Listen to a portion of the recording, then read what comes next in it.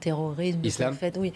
Beaucoup de musulmans aiment hurler en disant que l'islam, c'est, vous le dites souvent d'ailleurs, hein, vous le reconnaissez, que c'est une religion de paix, comme toutes les religions qui aspirent quand même à la paix, et qui ne se reconnaissent pas à travers justement ces musulmans terroristes. Donc c'est vrai qu'il y a une grande partie de musulmans qui se disent, mais ce n'est pas nous, ce n'est pas notre islam. D'abord, ils ne le disent pas très fort. Mais surtout, je vais vous dire, en fait, on les entend pas, ou ils se font pas entendre, ou je sais pas. Pourtant, les médias sont assez complaisants, seraient tout prêts à entendre ce genre de cris, comme vous dites. Mais surtout, en vérité, le Coran est double.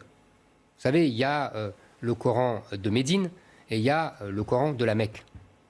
À la Mecque, Mahomet est un homme seul, un prophète isolé, plus ou moins persécuté par les autres religions, par les païens d'abord, qui contestent son monothéisme pur et dur, et même par les autres, comme les chrétiens et les juifs, qui se moquent un peu de lui parce qu'il sort un peu des sentiers battus.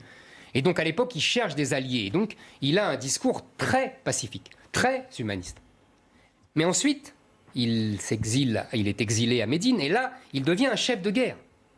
Et là, les sourates de Médine sont belliqueuses, sont violentes, appellent à la guerre, appellent au meurtre, appellent à la violence contre les chrétiens, contre les juifs et contre tous les ennemis de l'islam, et appellent à la conquête. Il y a deux faces au Coran. Et ça, je suis prêt à discuter devant n'importe quel théologien islamique. C'est une évidence, il suffit de le lire. Et dernière chose, le texte de Médine, donc le plus belliqueux, est le plus postérieur. Et donc, il y a des thèses en islam qui disent le texte postérieur a effacé le texte antérieur.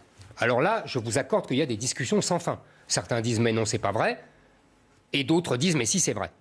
Mais vous comprenez qu'on peut au moins le dire, et on peut au moins l'attester. Ça, c'est une évidence.